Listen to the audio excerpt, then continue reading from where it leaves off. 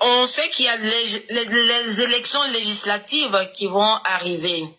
Et nous, on table sur voilà, une majorité. On aimerait que le RHDP, notre parti, ait la majorité, comme c'est le cas actuellement, à l'Assemblée nationale. La mère Fiona. Oui. Tu as sauté une étape, il faut faire l'entrée du professeur. Hey, il n'a pas fait son entrée, hein. Là, on va avoir des 0-0, hein. C'est pas bien grave, on peut aller, c'est pas bien grave. On peut pardonner. Vraiment, je suis navré. Il n'y a pas de problème. J'ai pas l'habitude. Moi, je décide de venir gérer là. Non, avec toutes les difficultés que vous avez déjà, on peut directement aller, il n'y a pas de problème, cher mère. Merci beaucoup. Ok. Merci, professeur. Il n'y a pas de problème. Merci. Ok, donc je disais, avec les législatives qui arrivent, ma question c'est par rapport aux indépendants. Est-ce qu'il ne faut pas limiter, craindre qu'il y ait des indépendants qui pourraient sortir de notre camp? Voilà, merci beaucoup. Merci beaucoup, chère mère Fiona Kora. Merci à tous ceux qui nous suivent en ce moment sur TikTok. Merci à ceux qui vont nous suivre plus tard sur YouTube. C'est une forte communauté de près de plus de 200 000 personnes. Et on a presque 7 millions de vues en une semaine. Ça veut dire que le message passe. Et ça, tous ceux qui nous suivent, et tous ceux qui participent à ce travail-là, il faut pouvoir leur dire merci.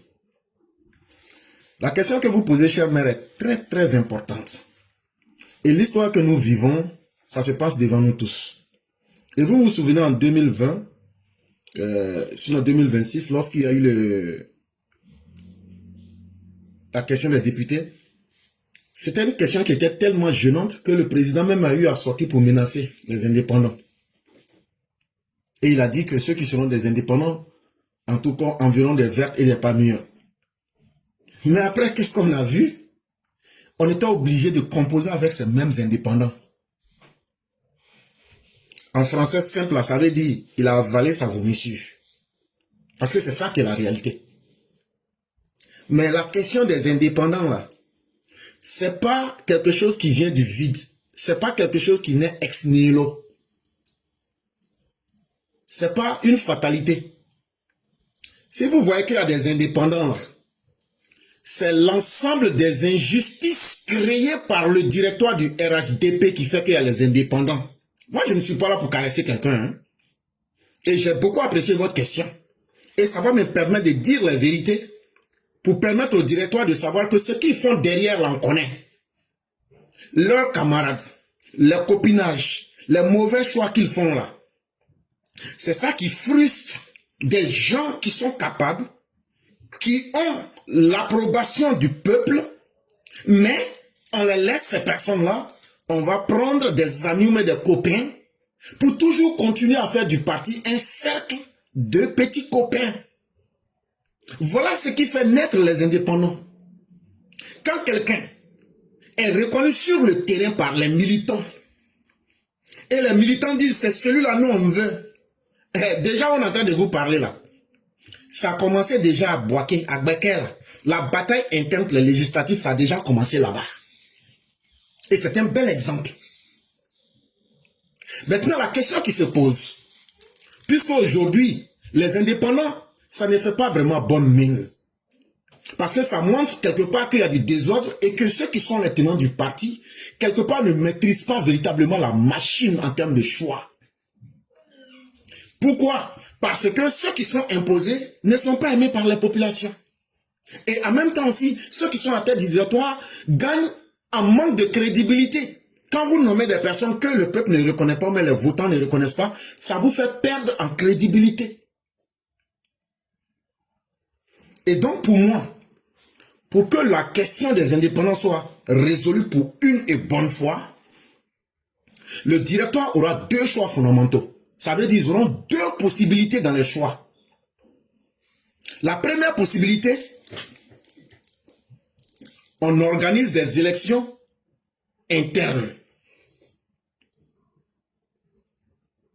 C'est-à-dire, si Mère Fiona dit qu'elle veut être députée à Boaké, moi éclairé, j'ai dit je vais être député à Boaké. On est tous RHDP. La première chose qu'on va faire, on peut leur dire, bon, on va vous confronter au verdict de la population de Bouaké. Ça veut dire les militants qui votent là. Nous, en tant que directoire, on ne va pas choisir quelqu'un. On va vous mettre devant ceux qui vont être nos militants là. Ils vont venir vous voter. Celui qui aura le plus de votes là, celui qui va nous représenter. Et après ça là, personne ne pourra encore parler. Et ça va permettre au directoire d'être au-dessus de la mêlée. Ah non, non, non, non, non, non. C'est vous-même qui avez dit ça, on a choisi la personne. Ne venez plus nous dire que non, vous l'aimez, mais vous ne l'aimez pas. Comme ça, là, le directoire va gagner en crédibilité. Et le parti va souffrir de très peu de contestation.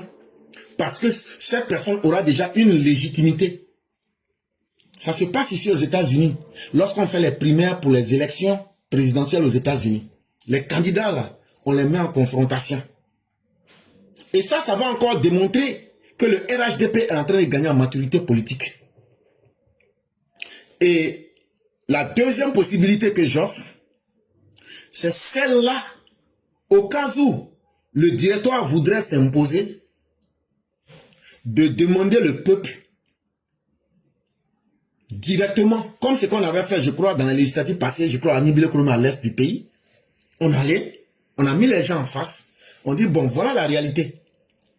Sur la réalité du terrain, là, qui pensez-vous entre X et Y peut réellement gagner? Parce qu'il y a cette question, il ne faut pas se blaguer. Nous cherchons à avoir la majorité. Et pour avoir la majorité, là, on ne tient pas compte des sentiments. Donc là, le directeur doit être capable de bien se renseigner. Entre éclaireur et puis Maman Fiona Kora là-haut. Quand nous-mêmes on fait nos analyses de terrain, là, qui peut nous apporter la victoire? On demande aux militants, entre X et Y là, vous êtes sûr que si on met là, qui peut faire sortir le maximum de personnes pour nous faire voter? Maintenant, il se trouve que c'est Mère Fiona qui peut nous faire gagner. Mais elle n'est pas aimée par le directoire. Cette question va permettre au directoire de dépasser les questions de copinage et aussi le manque de crédibilité que ce directoire a au sein des bases populaires.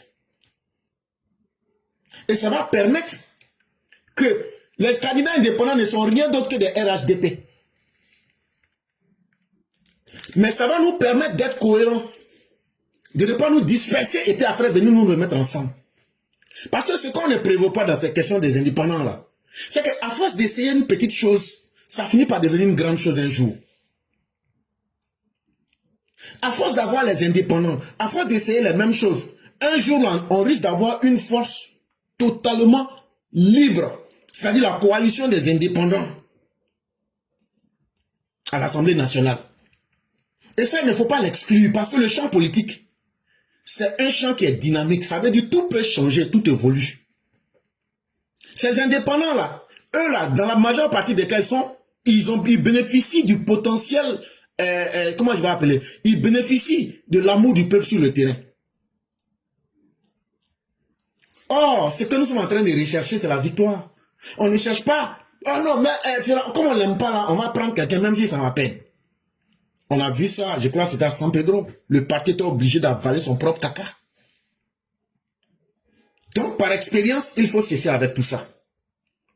Maintenant, comme vous l'avez dit aussi dans votre question, nous voulons la majorité. Mes chers mères, on ne recherche que ce qu'on n'a pas. Quand tu vois quelqu'un dire « je veux quelque chose », soit c'est quelque chose qu'il n'a pas, ou bien c'est quelque chose, il sait qu'il peut perdre. Mais quand on regarde les résultats des élections du 25 octobre 2025, si le RHDP, qui a déjà la majorité, on a déjà la majorité. Donc ici, la question qui se pose, c'est comment nous allons faire pour perdre cette majorité. Moi, je préfère aborder la question par le bout le plus difficile. Quel effort nous pouvons faire pour perdre la majorité? Si on pose la question sous cet angle-là, on va voir que c'est nos erreurs internes qui vont nous faire perdre la majorité.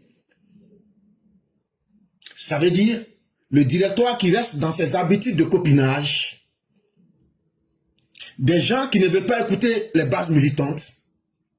Mais je pense que les élections présidentielles nous ont prouvé que, aujourd'hui, là, avec l'élément que le président a gagné dans toutes les régions, il est venu avec un taux qui est assez appréciable. Ça veut dire que pour mieux perdre la majorité, là, l'inefficacité dans laquelle notre majorité actuelle a existé, là, si nos députés sont prêts à continuer dans la même chose et aller dire c'est à cause de Ouattara qu'on veut que vous nous votez, je crois que ça c'est un beau parcours, c'est un beau chemin pour pouvoir aller vers la chute. Et pourquoi? Parce que le président Ouattara gagne dans toutes les régions parce que c'est un homme qui est concret. C'est un homme qui a apporté des résultats qu'on voit. Mais la majorité qu'on a là, posons-nous la question actuellement, cette majorité nous a servi à quoi? Cette majorité n'a même pas pu, même un seul projet de loi en 5 ans, ils n'ont pas pu proposer. Cette majorité n'a même pas pu résoudre un problème des Ivoiriens. Donc c'est quel type de majorité nous recherchons? Est-ce que c'est une majorité soumise pour aller juste être une caisse de résonance pour voter les lois et puis prendre de l'argent et puis ressortir? En vérité, si c'est un tel groupement politique que nous voulons avec une majorité à l'Assemblée nationale, c'est que nos députés n'ont pas compris qu'eux-mêmes là, font partie des segments du pouvoir. Comme de la même manière, il y a les juges. C'est comme ça aussi qu'il y a le président, l'exécutif. Parce que leur rôle là, une loi est aussi durable qu'un pont, qu'une route ou même qu'un hôpital. Une loi, quand elle est bonne et elle est prise et elle est mise dans les textes de loi et appliquée, que vous soyez opposant, que vous soyez aujourd'hui, que ça sera demain là, ça a un impact durable sur la vie des populations. Que les députés, la majorité RHDP, les députés qu'on va voter là, qu'on puisse leur dire, quand vous allez venir, qu'est-ce que vous allez faire que vous n'avez pas pu faire lorsque vous étiez là. C'est très important. Et il faut qu'on leur dise, apprenez à faire votre travail. Parce que si tu demandes à la majorité des Ivoiriens, c'est quoi un député, ils disent, ah bon, vous faites de voter les députés, que c'est eux qui votent les lois. Point, c'est fini. Après ça, les Ivoiriens disent, est-ce que vous avez vu le travail des députés? Non, on n'a jamais vu. C'est assez triste quand même. Ça veut dire que les députés eux-mêmes ne jouent pas leur rôle en société. Et donc, il va falloir que les députés nous expliquent réellement qu'est-ce qu'ils n'ont pas fait et qu'ils vont faire. Parce qu'Alassane Ouattara, là, il nous a dit ce qu'il va faire. Eux, là, quand on va les voter, là, avant de les voter, là, quel engagement ils prennent vis-à-vis du peuple? Je pense qu'il faut leur poser cette question. C'est très important. Et aussi, il faudrait qu'ils se mettent dans un rôle d'explication concrète des lois. Les députés doivent expliquer au peuple en se rapprochant du peuple et expliquer à ce même peuple c'est quoi notre rôle, voici ce que nous faisons et réexpliquer de façon très simple aux parents. Un député, ça ne peut pas simplement être à Abidjan, prendre un salaire et puis ça s'arrête à ça. Un député a aussi un rôle d'éducateur public, d'éducateur dans la société. Et il faudrait que ce rôle-là soit joué à la pleine mesure du salaire que nous leur offrons. Et des avantages que nous leur offrons aussi. Parce que tu ne peux pas avoir un poste aussi prestigieux avec tous les avantages qui vont avec et venir rechercher à avoir l'humilité et puis chercher là à dormir et à ne rien proposer aux Ivoiriens. Ça, je crois que si on veut faire évoluer les mentalités, il faut qu'on quitte dans ce grand sommeil-là. Et aussi, j'aimerais aussi dire par rapport à ces élections législatives, qu'on le veuille ou pas, on aura des défis à relever. Un des défis qu'on aura à relever, ça sera que nous devrions tout faire pour prendre les bastions des opposants. Et les indicateurs sont déjà bons. À partir des élections présidentielles, les indicateurs sont bons. Et donc, un défi pour nous, c'est comment conquérir le bastion ou bien les bastions des soi-disant opposants. Comme ça, avant la fin des 5 années à venir, on pourra amener les gens à changer leur mentalité. Comme je l'ai dit, si on donne dans le rôle des députés cette capacité d'être des gens qui vont aller expliquer, même si c'est au moins une fois par mois, ils vont prendre une semaine On leur impose ça, ils vont expliquer les lois, expliquer comment les choses se passent en ayant de contact direct avec les populations. Vous allez voir que ça va beaucoup changer les mentalités. Et ça serait très important. Et un deuxième défi, pour ne pas monopoliser la parole, ce serait que les députés, comme je le disais, soient capables de savoir même c'est quoi eux-mêmes leur rôle. Que ce soit les opposants ou même que ce soit le parti politique. On a vu par exemple, il y a le président d'un pays qui était venu en Côte d'Ivoire et les députés qui pensent que c'était la meilleure occasion pour eux de sortir de la salle pour pouvoir faire leurs grimaces et puis mettre leurs caprices aux yeux du monde. Quand on devient député là, on n'est plus député pour son propre parti politique. On est d'abord député pour l'ensemble des Ivoiriens, que vous soyez de l'opposition du parti en place. Et donc là, le deuxième défi, c'est qu'il faudra que nos hommes politiques qui seront élus en tant que députés, eux-mêmes là, ils soient rééduqués à comprendre le travail qu'ils doivent faire et à avoir le comportement qui va avec. Parce que d'abord, quand on est investi dans les habits de défenseurs de la nation ou même des représentants de la nation, on ne se comporte pas n'importe comment et n'importe où. Et ça, ce sont des signes qu'on a vus. Et ça veut donc dire que nos députés eux-mêmes sont dans leurs émotions et que le jour qu'on a un problème face à la nation, la nation a un vrai véritable problème, ils peuvent mettre leurs sentiments et leurs intérêts au-dessus de la nation.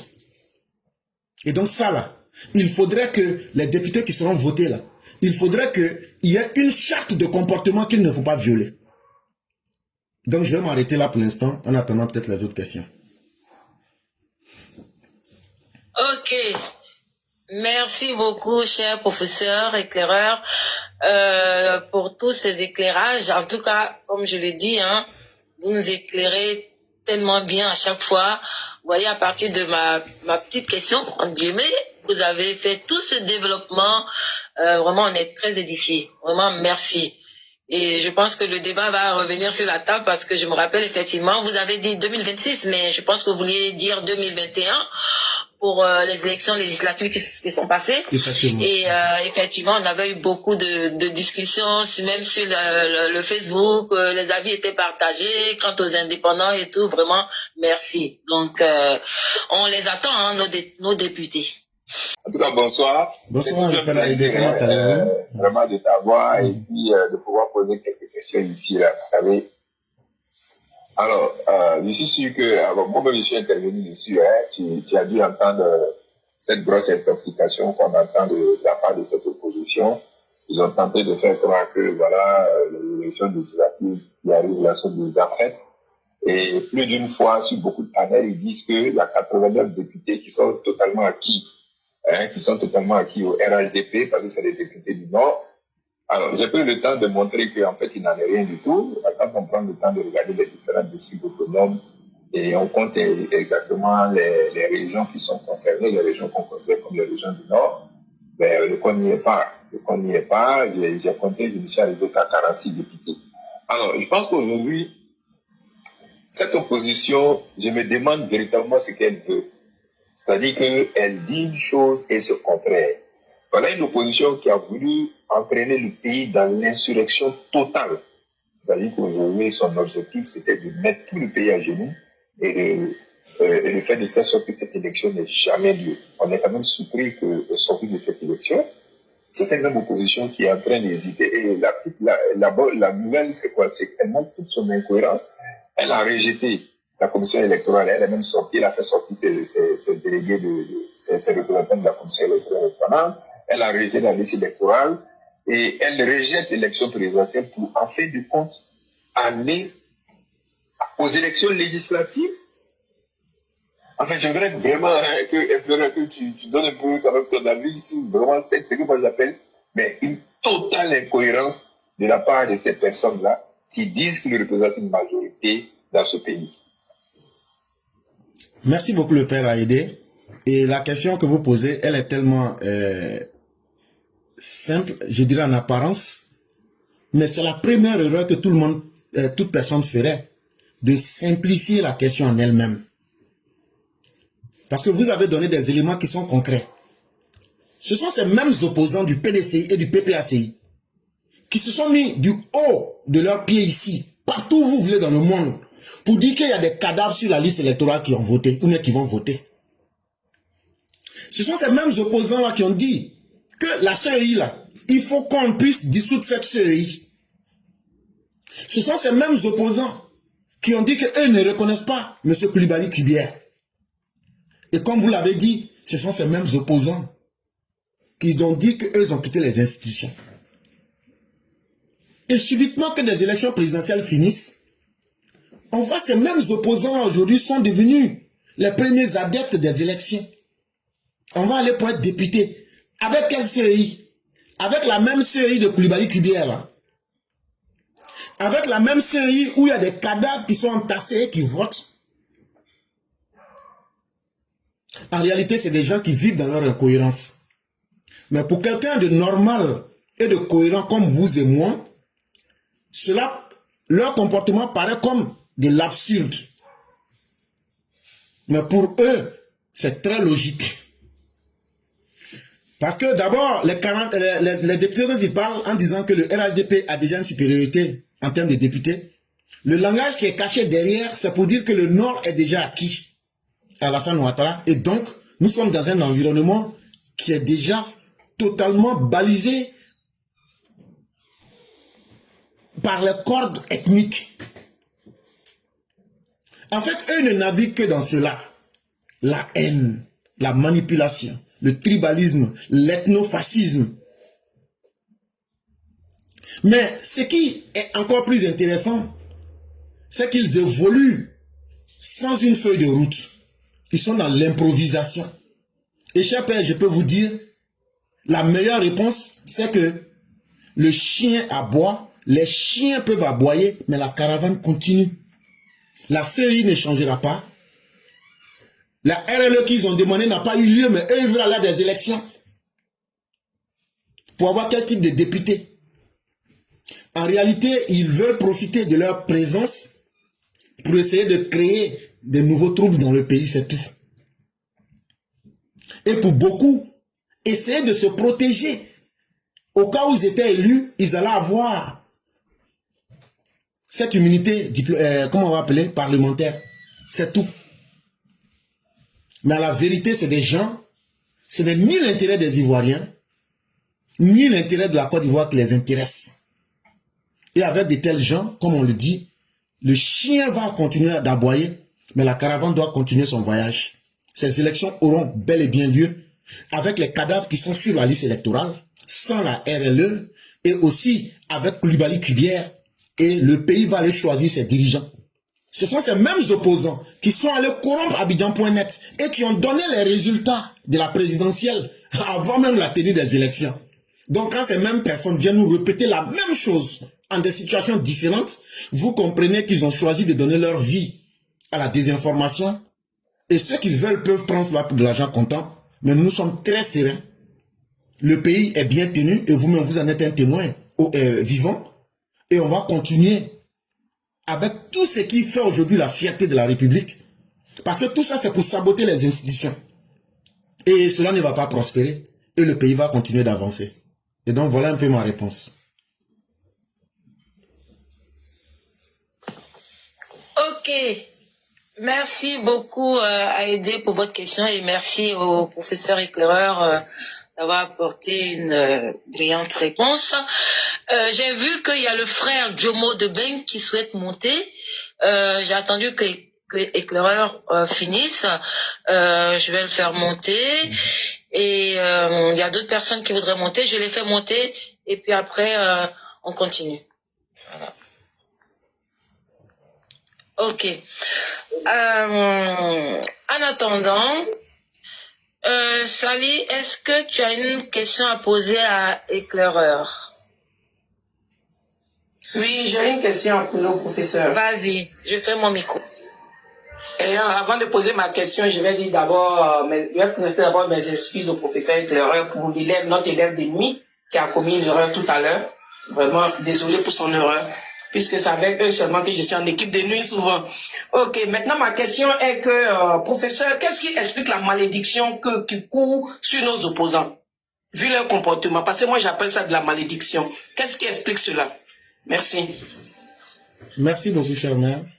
Il n'y a pas une autre explication que... Parce que tout ce qui arrive à un être humain, la première réponse se trouve à l'intérieur de la personne elle-même. Oui, un malheur peut m'arriver, mais rien n'arrive au hasard. Il y a toujours une première explication que je peux donner à partir de moi-même. Et la première explication la plus simple ici, c'est le fait qu'ils sont habitués à une politique, le fait que le monde est en train d'évoluer et les réalités sont en train de changer. Et ils veulent s'imposer et s'opposer à cette évolution. Ils auraient voulu que la politique soit le champ fermé des fils les fils de comment je vais appeler, de Félix Houphouët-Boigny, les fils de, les fils à papa ou les filles à papa. Le fait qu'on a démystifié cela, ça les fatigue. Le fait que la politique soit devenue aujourd'hui une compétition ouverte où le président Ouattara a démocratisé même la parole. Vous pensez qu'avec une posture d'un monsieur comme l'éclaireur pro-vérité, qui frappe même dans le camp du RHDP quand c'est pas bon, vous pensez qu'un tel individu, s'il est en Côte d'Ivoire et que le président Ouattara n'est plus là, il va s'amuser à mettre sa vie en danger? C'est parce qu'aujourd'hui, véritablement aujourd'hui, on voit que il y a une promotion des esprits libres et une vraie expression de la liberté qui existe en Côte d'Ivoire aujourd'hui. Et donc, ces opposants-là, ce qu'on pouvait cacher hier aux populations, aujourd'hui, on peut dire ces choses-là de façon claire et nette.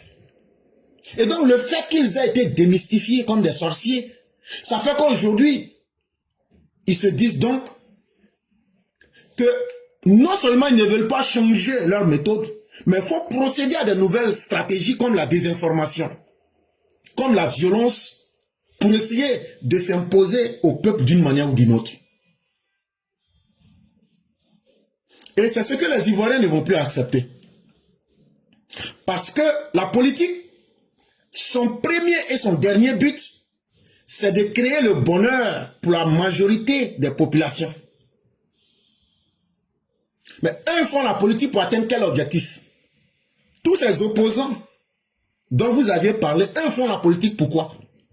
Ils font la politique pour d'abord maintenir leurs privilèges. Ça veut dire leurs privilèges que leur père et eux-mêmes ont acquis là. Il ne faudrait jamais que la majorité de la population soit au même niveau que eux pour les questionner.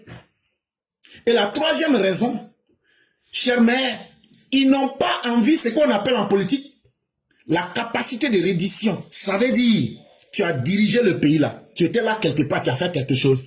Est-ce que tu peux venir devant nous, on va te demander, quand tu étais là, qu'est-ce que tu as fait qui était bien et qu'est-ce que tu as fait qui n'était pas bien? Est-ce que tu es prêt aujourd'hui à venir nous rendre compte? C'est des gens qui ne sont pas prêts mentalement parce que ça n'a jamais été dans leurs habitudes qu'on leur demande de rendre des comptes quand ils ont géré dans la sphère publique. C'est ce qui leur fait peur. Et donc c'est par rapport à tout cela qu'ils font des barrages pour se maintenir, pour que le même système puisse rester en place. Mais, comme on le dit bien, tout change, tout évolue, sauf les imbéciles. Or, il se trouve que les Ivoiriens ne sont pas un peuple imbécile. On peut certes souffrir, on peut certes rencontrer des difficultés, mais quand vient le temps du changement, nul ne peut empêcher cela. Et on voit cela très bien à travers la vie du président Ouattara. Pourquoi le président Ouattara est combattu? Parce que quand il vient, même au sein du PDCI, il change les comportements, il impose une nouvelle norme. Et on ne va pas le combattre directement en disant, tu es en train de gâter nos intérêts, c'est pourquoi on est en train de te combattre. On va prendre des gens comme les vieilles Dimitri, on va prendre des gens pour aller lui fabriquer une nationalité, on va l'empêcher, on va lui faire subir toute forme de méchanceté. Mais à la vérité, est-ce que c'est l'homme Ouattara qu'on veut combattre? Non. C'est ce que Ouattara a gâté pour eux là, c'est ça qu'ils veulent combattre. Ça veut dire l'ancien système qui était là, les avantages qu'eux ils avaient, avec tout le potentiel d'acquis qu'ils avaient là. Toute personne qui serait une menace, c'est cela que eux sont en politique pour combattre ces personnes.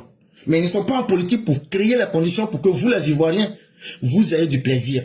Et là, vous le ressentez très bien. Je préfère prendre des faits présents pour que les gens comprennent bien. Quand un Laurent Gbagbo vient te dire que le pont qui quitte Cocody pour aller au plateau là, que ça n'a pas d'importance. Et que directement, quand tu es là, en 3 minutes, tu quittes Cocody pour rentrer au plateau là. La tour F que tu trouves là, que la tour F là est inutile. Ce n'est pas un langage vide. Laurent Gbagbo dit, vraiment en tant que des dirigeants, eux là, la méthode que eux ils aiment là, c'est que cet argent, on aurait pu prendre cet argent là pour se sucrer, pour se faire plaisir. Le peuple ne mérite pas qu'on lui donne ce niveau de développement. Parce que tant que vous allez faciliter la vie aux gens, les gens vont devenir intelligents et ils vont vous poser des questions intelligentes. Or, cet argent-là, on aurait pu prendre cela, aller construire 2 vilains monuments, dire qu'on a fait ça à 200 milliards, et puis mettre le reste de l'argent dans notre poche. Et donc, c'est toutes ces mauvaises habitudes qu'on est en train de combattre aujourd'hui. Et ça sera difficile. Les gens vont parler, ils vont dire des choses. Mais ce qu'ils disent là, ce n'est pas ça. Mais c'est ce qu'ils ne veulent pas dire là. C'est là que se trouve la vérité. Mais c'est peine perdue pour eux. Et c'est pourquoi le président parle de la caravane. En 2015, à Katiola, il avait parlé du train. Et il avait bien dit à Katiola en 2015 que toutes les personnes qui vont rater ce train-là